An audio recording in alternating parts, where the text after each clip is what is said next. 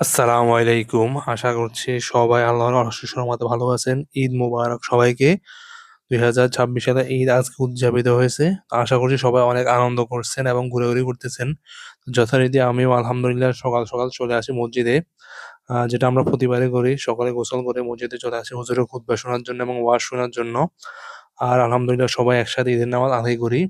আর ঈদের নামাজের পরে সকল ভেদাভেদ ভুলে একে অপরের সাথে মোলাকাত করি এবং মুসাফা করি। আর যেটা ঐতিহ্য আমাদের কোলাকুলি করা ওটা তো চলতেই থাকে। এরপর আমরা কাজিন ব্রাদাররা যাই ঘুরতে। আমাদের যে আশপাশের বাড়ির আত্মীয়স্বজনরা আছে ওদের সাথে দেখা করতে। কারণ আমরা অনেক বছর পর একসাথে হয়েছি।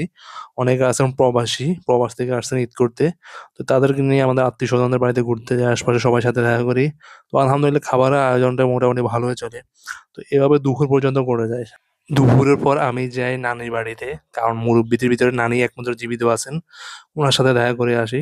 সবাই ভালো থাকবেন আর আমাদের জন্য দোয়া করবেন। আবারও ঈদ মোবারক। আসসালামু আলাইকুম।